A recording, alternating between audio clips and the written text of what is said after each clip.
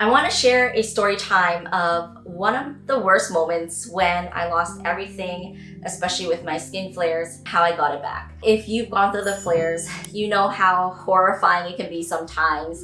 But with that stacked on losing so many other things, on top of it can really be such a hard time. For me, it was one of the most traumatic moments that I've ever gone through. So I wanted to share this story with you. I had grown up in Hong Kong for most of my life. My skin had actually flared for most of my life in Hong Kong. But I went to university in North America. That's when my skin actually healed. The only problem is that my parents had lived in Hong Kong. Of course, I wanted to be with them again. But the dilemma was that my skin always got better in North America. When I graduated university, I tried to find a job in that area, but I just couldn't. I had talked to my mom. She had suggested if I actually tried to look for a job back home. I ended up moving back home. I took a leap of faith, hoping that my skin would be better this time. Plus, I had a lot of roots in Hong Kong. A lot of my friends were there. My best friend was there. A guy I was seeing was there. My parents were there, which was a bonus. I finally, my first ever job there. I was really excited to start life again there, especially knowing that my parents were there, my friends. So many memories and so much background I had growing up there. I lost pretty much almost everything within a short amount of time living there. When I moved back, things were good for a while. I had that nice job, the guy I was seeing, my best friend. And then all of a sudden, out of nowhere, I remember this day. This is what started trickling everything down to where it felt like a domino effect, where it just lost one thing after the other. I remember one day I was meeting up with the guy I was seeing. He had just told me out of nowhere when I met up with him that, hey, I don't feel like we're a good match. I just really feel like we should just end this here. Inside, I was sad about it. I took it. I was like, okay, of course it stung, but what hurt the most was that the week after, my best friend she was one of the closest friends I had ever had, and we had so much in common. I remember she had said to me when we met up that, hey, Abby, I feel like things have changed so much between us. I just feel like we can't really call ourselves best friends anymore because things have changed a lot. I just don't see us being there. This was the week after the guy that I was seeing just ended things. How that happened after the incident the week before just really crushed me. You know, just telling God that I can't take it if one more bad thing happens. Feeling really down again, really sad, just going about my days there, just trying to get through it. And then one day, I remember going into work. The person who was my boss, she pulled me aside. She said, hey, Abby, I just want to tell you something. I just really feel like this job isn't right for you. Like, I feel like it's not a good fit. I just want to give you some notice ahead of time so that you can have time to look for a new job that is better suited to you. I left that job just feeling so down, so crushed that 3 big things in a row happened where, you know, it's a major part of your identity when you have like your job, your friends. When you're seeing someone, it's such a major part of the identity. And when you lose it, it's stripped from you. You start to wonder, who am I without these things? What is life without these things? My skin started to get impacted. Shortly after all those things happened, I remember my skin just blew up in flares, just everywhere from head to toe again. Especially because the first time my skin flared really severely was also when my first boyfriend broke up with me when I was 15 in Hong Kong. That was really severe. With all these events stacked on top of each other, it made it so much worse. I just remember telling God, like, is this a joke that, you know, so much can happen in a short time?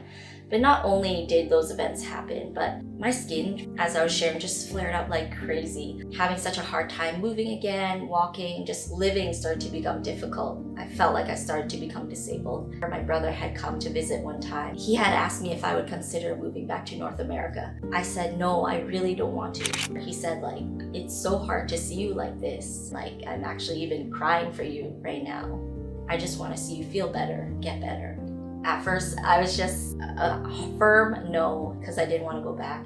I remember my mom had even tried to talk to me like, saying that maybe it is better for you to go back to feel better as well. I had gone on this trip. Someone recommended doing this retreat that I went on, especially for like healing, just like working on trauma, but also healing, so that in hopes that it would also help me heal externally as well. While that didn't have the biggest impact during that retreat, but I did end up going back to North America. I ended up having to re-establish myself, find my identity there again. So when I moved back to North America, it was really strange because I had left what I felt like was my home, but because of my skin, I felt like I was completely pulled away from it, that I couldn't even live at home or be with my parents because of my skin. To me, in my mind, it was like, how silly is this? How unlucky am I that I can't even live with my parents or live at home because of my skin? I started to become severely depressed. I remember my mom had even told me that she was worried I would get so depressed. What happened was that because I didn't have a single family member, when I moved back to North America, I pretty much had to restart everything again. I found a place to live. I rented someone's living room because they had rented out all the rooms in their house. So I lived in their living room. I essentially just, I rented that room. It was $700 a month. I remember feeling so lost, so lonely, just wondering like, what is my next move? I would feel so much pity for myself that I don't even have the country I live in, my home. I'm pulled away from my parents. I lost my job, my health, my skin feels terrible. I lost the guy I was seeing, and I lost my best friend. So to me, it was like, what was the point of living when you've lost so much? That really shattered me inside. It was like, how do I restart myself when I don't even have a home here in this new place I'm living back in? I don't even have my parents around. I probably only had 1 or 2 good friends. I didn't even have a job. How do I re-establish my identity again, find who I am when I lost everything? That was one of the hardest moments I had ever gone through. It tested me in every single way. It brought me to do a lot of therapy, a lot of inner healing, just trying to find who I was, work on learning about myself. That had also brought me to a point where I knew that I needed to learn new strategies to heal, because previous versions didn't always work. I couldn't always just move somewhere new just to get better. It really drove me to not just fight for my life, but to fight for my healing so that I could be free, not be tied down to where I live because of it. I started researching, finding new strategies. Shortly after, I became a nutritionist as well. Started finding new ways to heal that I never knew about before. Had I never gone through the flare again, it would have put me in such a comfort zone of being used to what I was used to. This new challenge, these challenges really pushed me out of my comfort zone to learn something new, to learn new ways, new tools of healing, to learn things that could work for my journey. In turn, I was able to apply that later on to our clients, Eczema Conquerors, see so many people get better. A lot of the pain really came from losing so many things, having to learn everything new again. One thing that lesson taught me was that I can rebuild my life again. The same for you. If you feel like the flares have taken your life, or you feel depressed because your life feels worse with flares, if I was able to lose everything, rebuild my life, I know that you can as well. Without a doubt, you have that resilience. Slowly, I started to find a new job, even though it took time. I started to rebuild friends again. Praying one day, telling God I was so lonely, I just needed a community. I needed family. One day He allowed me to finally have my own family one day. Finally, I had friends, just people that I could rebuild my life with, a new identity. So while I lost everything, I also gained a lot more in terms of life experiences. I gained more tools to help myself heal. I gained more strategies so I could learn to apply it to help others like yourself feel better as well. If I had not gone through that, it wouldn't have pushed me out of my comfort zone to learn more. The reason I share that is to share that every life story has our traumatic moments, has our hard times. This is like only a portion of what I've gone through in life. Every few years, I was always hit with a traumatic moment, not just every decade of my life, up to my 30s, but I feel like every few years there was always something hard, always a big challenge that happened. I had always wondered, asked God, like, why me? Like, why do I have to go through such a hard time? But I realized that without it, we don't become the same person we are when we come out of the fire. We are shaped completely differently. Our test becomes our testimony. Our mess becomes our message so that we can help someone else.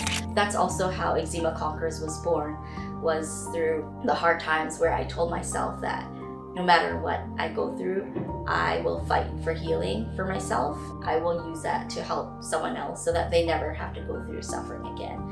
If you have ever watched any of the resources I've put out, whether YouTube videos or podcasts or reels or blog posts or anything else, I hope that it's been able to help you in some ways, because those were all shaped through the fire, the challenging times. Just like you, there are times when I felt like I wasn't sure if I would ever heal or get better, but just know that there's a reason for everything, a purpose behind why there is pain.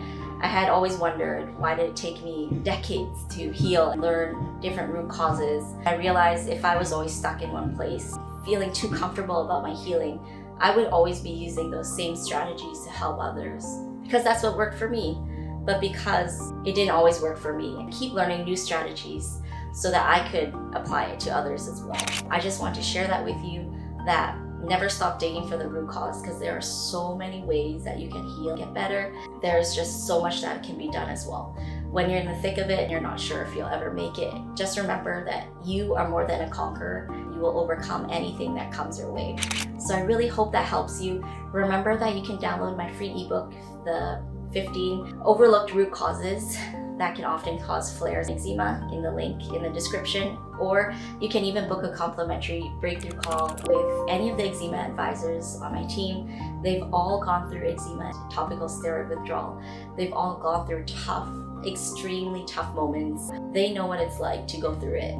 They're here to listen to your story, help find the missing gaps, unpack your story, also share with you how you can get to where you need to be in order to find relief, to conquer your flares. So I hope that helps you today. Thank you so much for watching.